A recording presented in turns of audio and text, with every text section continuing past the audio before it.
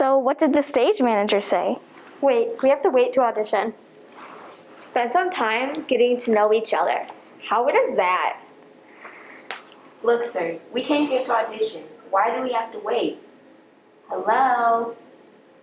Completely weird. Guess we're waiting.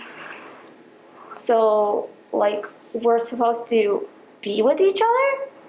He said it wouldn't be long. Does this always happen to you at auditions, Brittany? But you've been to millions of them. This never happens.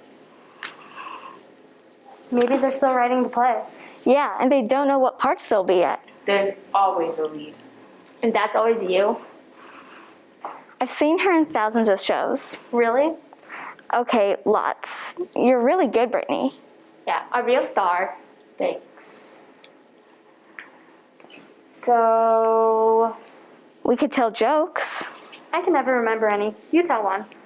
I don't know any either. I was just trying to be funny. That's my usual part in life. In a play, I'm usually the maid or a tree. Some really small part. I'm always a boy. I'm never a boy.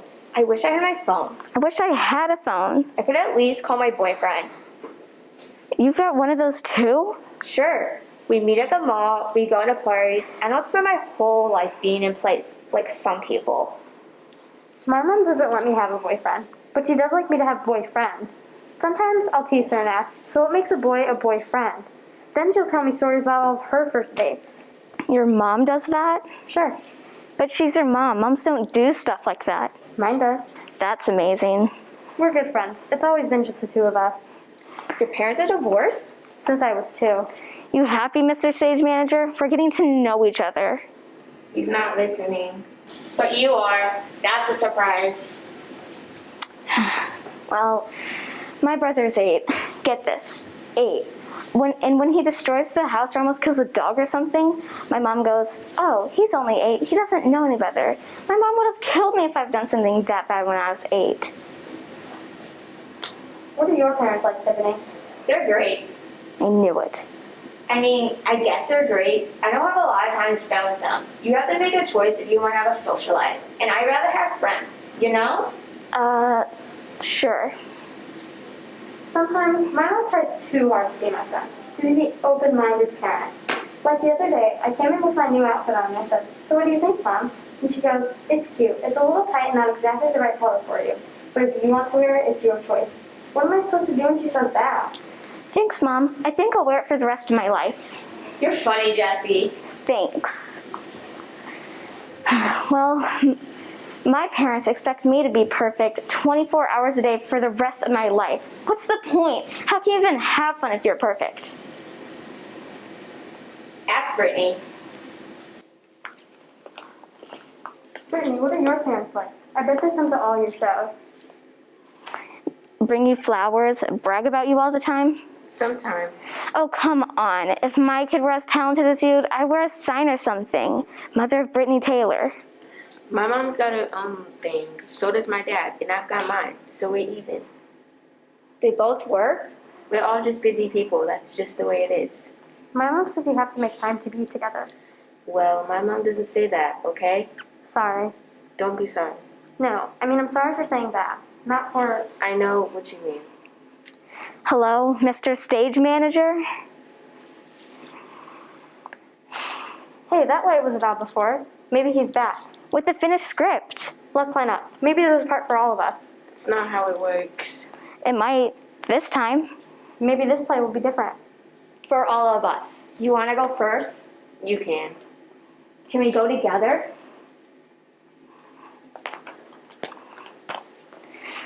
We're ready.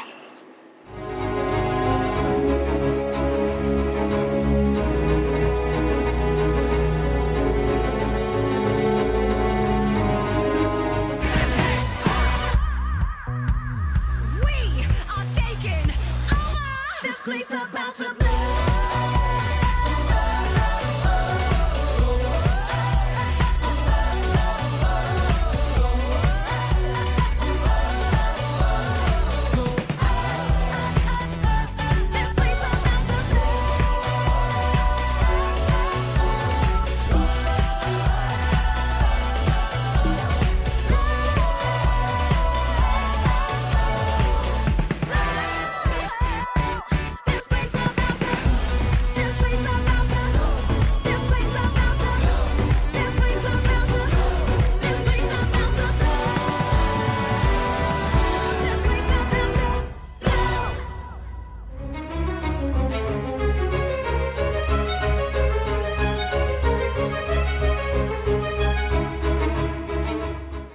going to search my purse in a museum?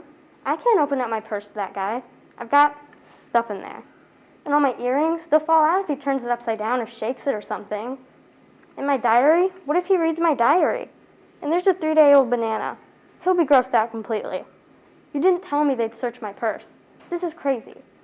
Next, they'll make us take off our shoes like at the airport. I claim my constitutional rights against unwarranted search and seizure. Dad, let's just not go in. Dad, honest, I'm not making up excuses. I'm totally creeped out. I mean, I just came in to see the paintings, and now I gotta think about bombs and crazy terrorists, and can we just go, please?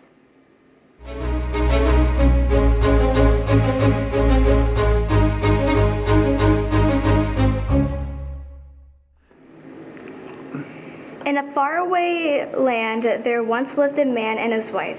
They were happy and lived comfortably in a large and spacious home, and their joy was complete, except for one thing.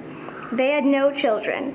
A child was the one and only thing that their hearts desired, and the wife, in particular, used to spend hours dreaming and praying for a son or a daughter. One day, as she stood looking out the window of her home and musing on these things, she chanced to see a beautiful garden full of the finest vegetables and flowers. This garden belonged to an old witch who lived on the property adjoining that of the man and his wife, and it was completely surrounded by a high stone wall. But as the woman stood looking down from the upper window, she could see into this wonderful garden, and at once she spied on a large bed of crisp green rampion. Oh, how good it looked! How she wanted some of that rampion. It looked so fresh and delicious that the wife began pining for just one taste, and for days she fretted, begging her husband to get it for her. In fact, she pined so long that she grew weak and pale and sick. At last, her husband became uneasy and concerned. What is the matter, dear wife? Why do you grieve so? I shall surely die unless I can have some of that rampion to eat, the rampion that grows in the garden back of our house. But that garden belongs to a cruel witch. I well know that, but unless I can have some of that rampion, I shall surely die. That I could not stand, dear one. Rather than lose you, I shall get some of that rampion, regardless of the danger. And when night fell, the husband climbed over the wall into the witch's garden. Stealthily, he crept through the plants until he came to the bed of rampion. Quietly, he stooped down and plucked off a handful. Then, just as secretly, he stole back to the garden wall, keeping always in the shadows. There was the wall with the climbing branches. He reached up to grab one of them. But, just as he did so, from out of nowhere, it seemed, came the witch. How dare you! How dare you come into my garden and steal my rampion? You thief! You should pay for this! Oh, be merciful, I pray. I just had to steal some of your rampion. Had to? Yes, my wife became sick with a longing so great that she will die unless she has some of your rampion. Oh, if this is true, you may have as much of the rampion from my garden as you like. Only on one condition. Oh, yes, I will agree to anything. Only my wife must not die. You must promise to me that upon taking my rampion, that any child born to you and your wife will come with me. And unwittingly, the man promised, for he was in great distress. And besides, he was sure that there would never be any children in his home. But how wrong he was. For several years later, a little girl was born to them, and on the day of her birth, the evil witch appeared and forced the man to keep his promise. Though it nearly broke his heart, he was forced to give the little infant into the care of the wicked witch. Many years passed, and the little baby grew into a beautiful young girl. The witch had named her Rapunzel, and truly she was the most fair and lovely girl in all the land. When Rapunzel was just 12 years old, she was locked away in a tower which stood high above a forest, and which had no door and no stairway. There was no way at all to get into the tower, and the only way Rapunzel could see out was through a small window clear at the top. When the witch wanted to get into the tower, she would stand below and shout, Rapunzel, Rapunzel, let down your hair. Rapunzel had beautiful long hair that glistened like gold. When she heard the voice of the witch, she would unbind her tresses, undo the upper fastenings of the window, and let her hair fall to the ground below, and the witch would climb up by it. For several years, Rapunzel lived alone in the tower. Her only visitor was the witch, who came every day. All the rest of the time, Rapunzel amused herself and passed the weary hours by singing. Then one day, as Rapunzel was singing in her tower room, it happened that the king's son came riding through the forest. The voice was so light and sweet that he reined up on his horse and listened. So delightful was the singing that the young and handsome prince stood spellbound listening. He decided that he wanted to see the damsel who sang so beautifully, and he dismounted from his stallion and walked over to the tower. But try as he might, he could discover no door, no stairway, no entrance to the castle at all. Slowly he walked back to his horse in a mood of loss and disappointment. And just as he was ready to mount his steed, he noticed a witch had come up to the foot of the tower and heard the old woman call out, Rapunzel, Rapunzel, let down your hair. And in dumb amazement, he watched as the golden tresses lowered from the tiny window at the top of the tower. He gaped with awe as he saw the witch climb up slowly and disappear through the window. So, that is the ladder. Well, I'll come back tomorrow and see this strange maiden with a beautiful voice. And that's just what the prince did. It was just about twilight of the next day when he came riding up to the tower and dismounted. He strode to his spot beneath the window and called, Rapunzel, Rapunzel, let down your hair. And immediately the golden strands lowered from the window, and in a twinkling the prince was climbing up steadily up towards the window. Up, up, and up, carefully but quickly. At last, he was at the window. With a light swing, he was inside the tower. When Rapunzel saw the strange visitor, she was terrified, for never in her life had she ever seen a man. Oh, who are you? Do not be frightened, my beautiful one. I will not harm you. But who are you? And why are you here? I am the king's son, and yesterday I heard you singing. Your voice was so beautiful that I just had to see you. But now that I've seen you, I realize that your voice is only a small part of your beauty. You are kind. Rapunzel, you would do me great honor if you would be my wife. I do like you much better than Mother Gothel, but... Rapunzel, please be my wife. I will take you away from this dreadful tower and bring you to a palace where you will be free and happy. I would willingly go with you, my prince, but I do not know how I shall get out of this tower. Unless... Yes, Rapunzel? Unless each time when you come, you shall bring a silken rope. I will make a ladder, and then, when it is done, I will get down by it from this tower, and you can take me away on your horse. And so it was agreed. The prince was to visit her every evening, for the witch always came during the day.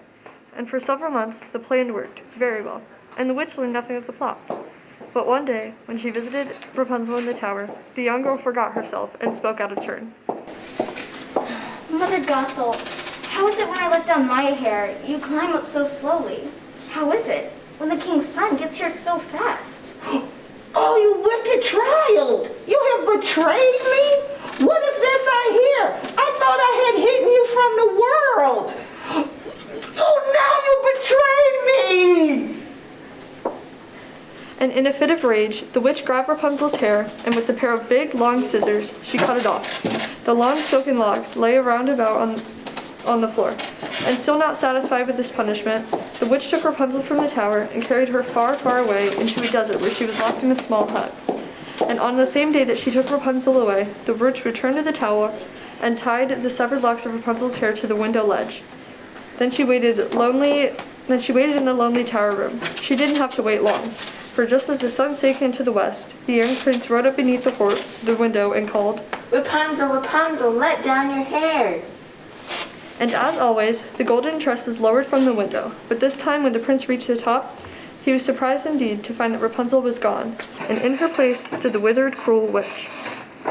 Aha! So you have come for your darling, but she is gone, gone forever. I have taken care of her, and now I shall take care of you!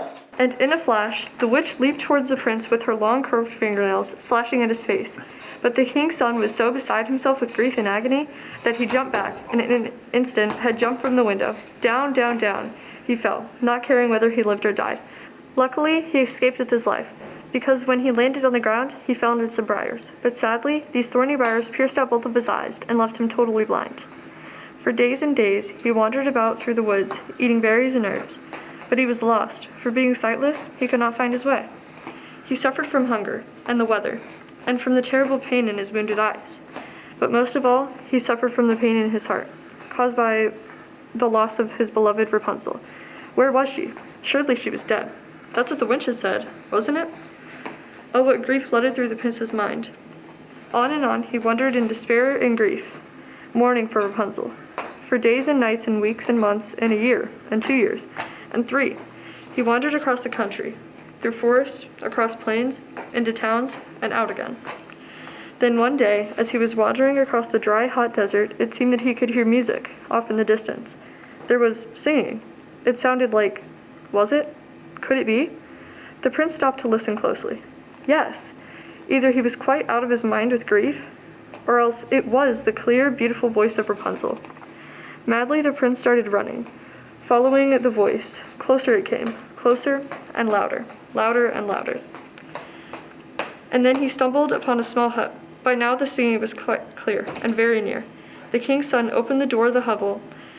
Then suddenly the singing stopped, and a woman's voice cried out, Oh, my beloved, it is you! Rapunzel, my Rapunzel, I have found you. The still beautiful Rapunzel rushed out to embrace her prince. They clung together in happiness. Rapunzel cried tears of joy. And even as she cried, her tears fell upon the prince's eyes, and like a miracle, they washed away the blindness. The prince's eyes were clear again, and he could see. Then in great joy and peace did 2 lovers return to the prince's castle, where they were happily married, and then lived in contentment and happiness for the rest of their lives.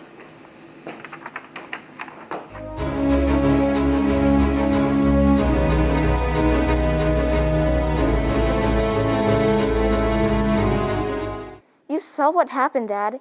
He bucked, like some wild rodeo horse. I halted because that's what the judge said to do before the last jump. Take the last jump at a trot. Chestnut hates that. He wants to cancer, always. But okay, I said, and gave Chestnut all the right signals. Then he threw me halfway across the course. Dad, I can tell what you're thinking, that this is all about the trophy. It's not. No, it's a much worse feeling than losing. Much worse. See, I don't know if there's something wrong with Chestnut or with me. Was it something I did? I know that horse, and he knows me better than most people do. Why couldn't he understand me? How could it go so wrong? If things aren't right between Chestnut and me, how can anything be right?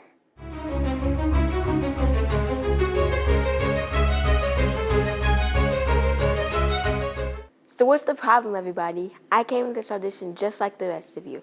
I've sung all the songs and played all the little stupid games. And now that it's callbacks, what really counts? Why won't any of you be in my group? You scared of the competition? Fine, I'll be in my own group. I don't need any of you. Go ahead, turn your backs, see if I care. No, wait, come back. Somebody, please be in my group. I have to get a part in this play so that I can be somebody else.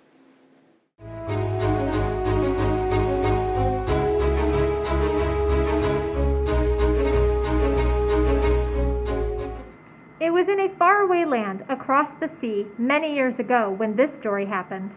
At the border of a deep and dark forest, there lived a very poor woodcutter and his family. There was Kurt, the woodcutter, Gretchen, his evil and cruel wife, and 2 children, a boy named Hansel and a girl named Gretel. Now, at the time of our story, the country was ravished by famine. Only the very wealthy had enough to eat and drink. Like thousands of other people, the woodcutter and his family were cold, and they had almost nothing to eat or drink. The situation worried the woodcutter, for surely both he and his wife and the 2 small children would either starve to death or freeze to death during the coming winter. What was there to do? Where could they find food and drink?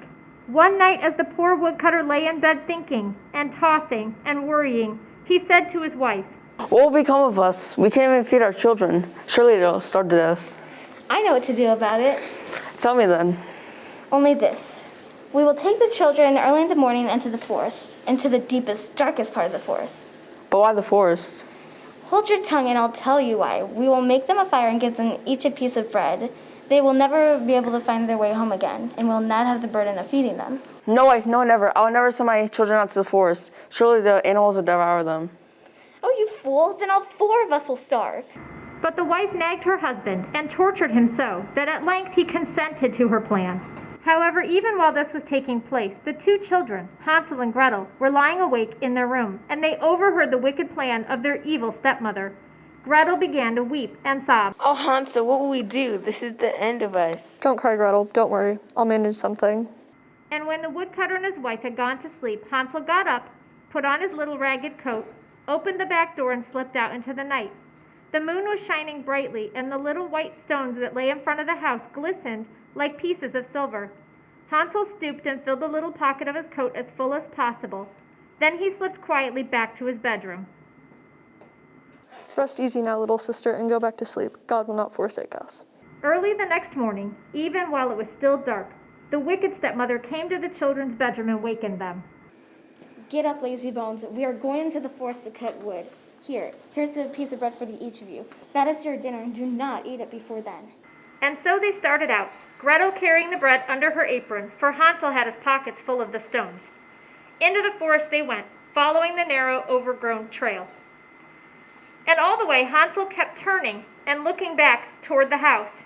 Finally, his father noticed this and questioned Hansel about it. Hansel, what are you doing? You'll trip over your own feet if you don't know where you're going. Oh, Father, I'm looking at my little white kitten who's sitting on the roof of our house. Oh, you young fool. That's the sunshine on the chimney pot. Now, of course, Hansel had not been looking at the roof of his home. Instead, he had been taking every now and then a stone from his pocket and dropping it on the path. When at last they reached the very deepest center of the forest, their father told the children to collect wood to make a fire. Hansel and Gretel obediently did this, and the little mountain of twigs was set afire to keep them warm. Now, my children, lay down by the fire, and we're going to go cut wood, and then we'll come down to fetch you. And so Hansel and Gretel sat by the fire. At noon, they each ate their pieces of bread. After a long time, their eyelids closed with weariness, and they fell fast asleep. When they finally awakened, it was dark, pitch dark, and Gretel began to cry. Hansel, how shall we ever get out of this forest? Don't worry, Gretel. We'll just wait a little bit longer until the moon rises, then we'll easily be able to find our way home. And when the moon came up bright and full, Hansel took Gretel by the hand and followed the silver ribbon of pebbles that glistened along the trail where he had dropped them on his way into the woods. They walked on the whole night through, and at the break of day they came to their father's house. They knocked at the door, and when the wife opened it and saw Hansel and Gretel, she was very much disturbed and very angry. But the woodcutter was happy, very happy, for he was grieved at himself, sorry that he had abandoned his children. Several weeks passed, and the famine in the land grew worse. Finally, one night, as the woodcutter lay in bed, he lamented again that they had no food and would all starve to death.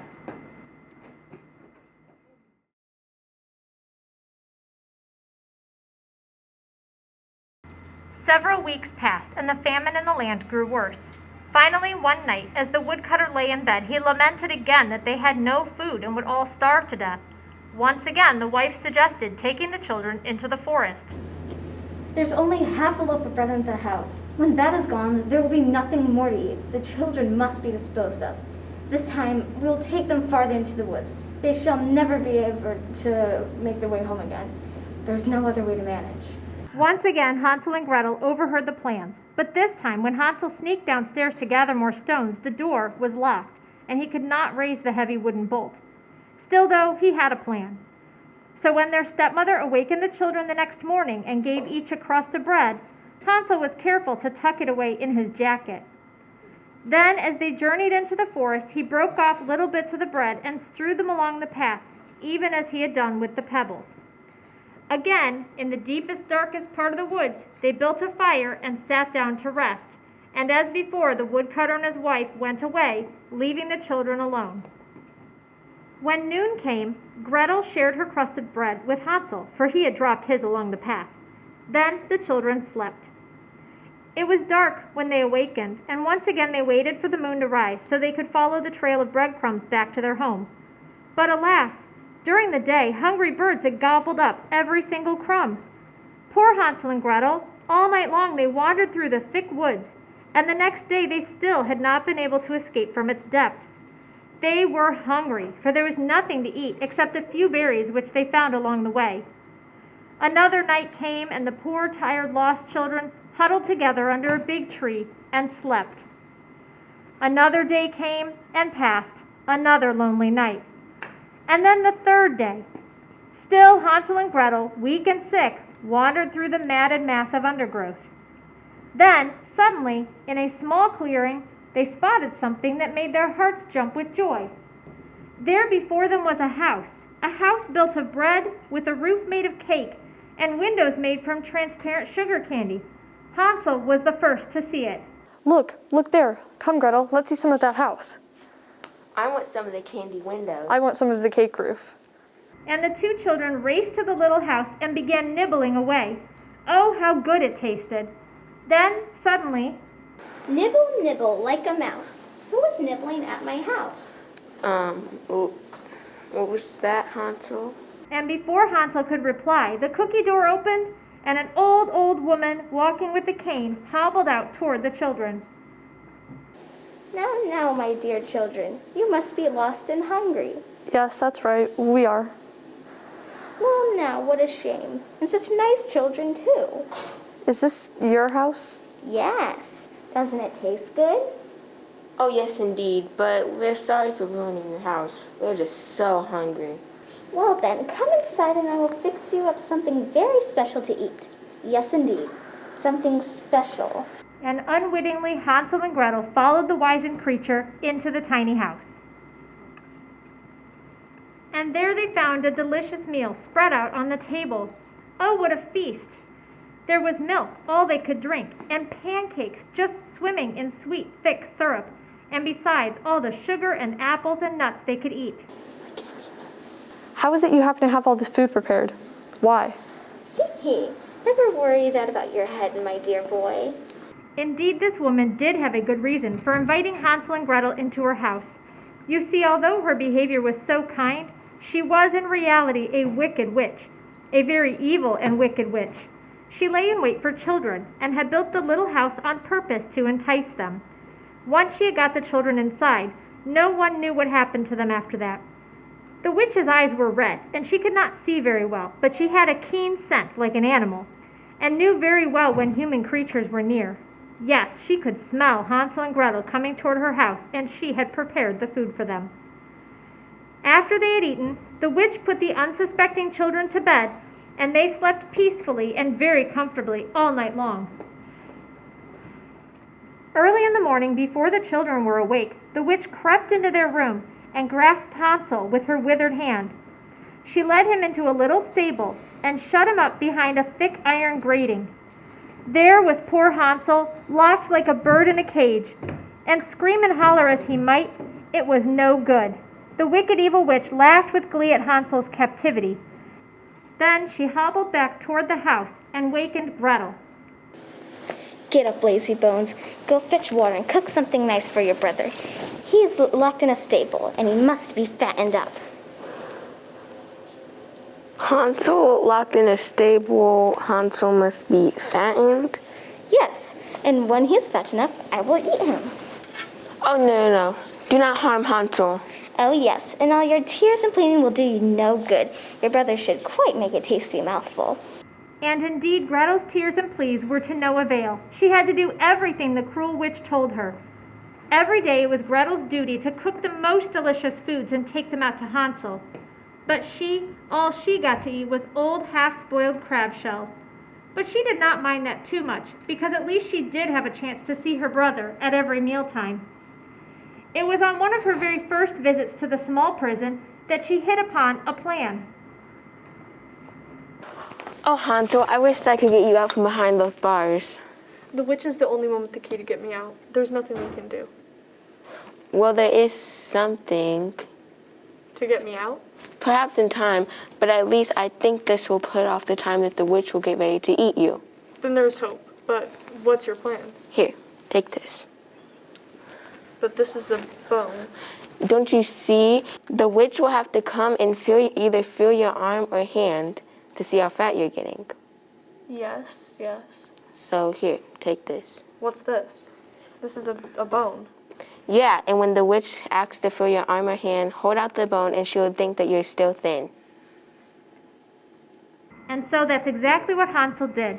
Every morning, just as sure as the sun comes up, the evil witch did go out to the little stable prison to see how fat Hansel was growing. And every day Hansel held out the bone instead of his arm, and the wicked woman could not see the difference. What a trick they were playing. And it worked. For 4 months and more, it worked. She was completely fooled. But one day when the witch visited Hansel, it was a different story. Hee, and how are you coming today, dear boy? Hee, are you fat enough to be eaten yet? Come now, hold out your arm and let me feel it. So Hansel, as he had been doing for months, poked the bone out between the bars of his prison. And as usual, the witch's long clawed fingers fumbled over it. But then Hansel made a terrible mistake. This particular day, he extended his arm too far out of the cage, and the witch's gnarled hands accidentally touched Hansel's plump hand. What's this? You have been tricking me. You've deceived me. And she flew into a terrible fit of rage. She stormed and screamed and yelled and danced in anger. Her face grew red with ire, and she fairly flew back into the house and snatched Gretel by the hair and dragged her over to the fire. You, this is your fault. You helped him trick me. Now get on your work and boils the water boiling hot. For today, I'm going to cook your brother. Oh, what a task to ask of a poor little sister, to heat water to cook her own brother. And how Gretel wept. The tears streamed from her eyes and poured down over her cheeks. Oh, dear Lord, pray help us. I wish that we had been lost in the woods forever, for at least we would have died together. Stop your mumbling and get on with your work. And while you're at it, make a fire in the oven, for I shall have some bread to eat too. And poor Gretel was forced to build a roaring fire in the big room-sized oven. And then, when it was blazing hot and high, the witch asked her to do still another thing. Come now, Gretel. Come test the fire for me to see if it is to bake good bread. You'll crawl in and see if it's hot enough. But Gretel knew that once she was inside, the witch planned to shut the door on her and leave her to cook in the oven. That way she would have 2 children to eat. But Gretel was smart and alert. I do not know how. Can you show me? Stupid goose. The oven door is big enough, can't you see? Why, I could get in there myself. And the witch stooped down and put her head in the oven's mouth. And Gretel, quick as a wink, gave her a great big push. The witch tumbled into the oven. Gretel ran to the cupboard and grabbed up the keys which lay on the shelf and quickly raced out to the little stable where Hansel was imprisoned. Quickly, she opened the prison door. Hansel, the old witch is dead. We're free. Out flew Hansel, and how happy he was. The 2 children danced about in happiness. Then, since they had nothing more to fear, they went back to the witch's house and searched through all the rooms. What a treasure they found! In every corner of every room were chests heaped with precious jewels. At once, both Hansel and Gretel set to filling their pockets with the glistening gems, and when they had as much as they could carry, they left the witch's house and started back through the forest toward their own home. And as luck would have it, this time they found the trail and did not get lost. Before long, they were home again, and what a joyful homecoming it was. Their father greeted them with open arms. During their absence, the cruel stepmother had died. Now, with all the riches and jewels Hansel and Gretel had brought with them, the children and their father lived in great happiness and great prosperity for the rest of their lives.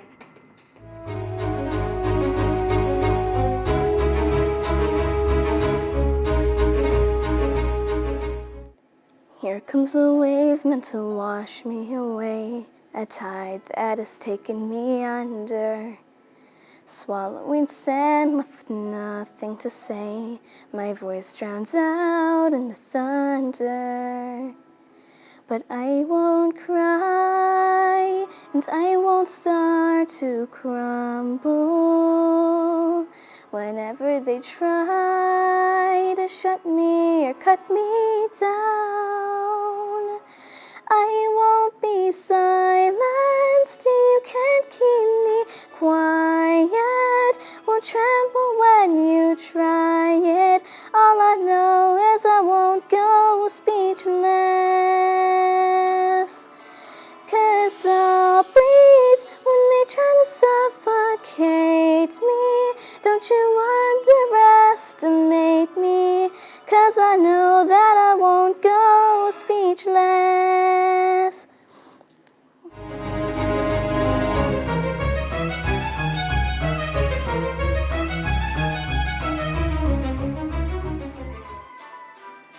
And I'm almost there. I'm almost there.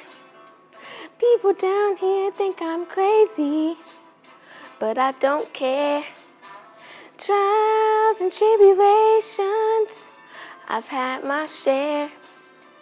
There ain't nothing gonna stop me now, 'cause I'm almost there.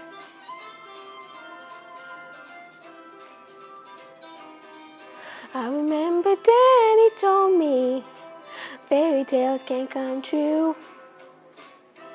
You gotta make 'em happen, it all depends on you. So I work real hard each and every day. Now things for sure are going my way. Just doing what I do. Look out, boys, I'm coming.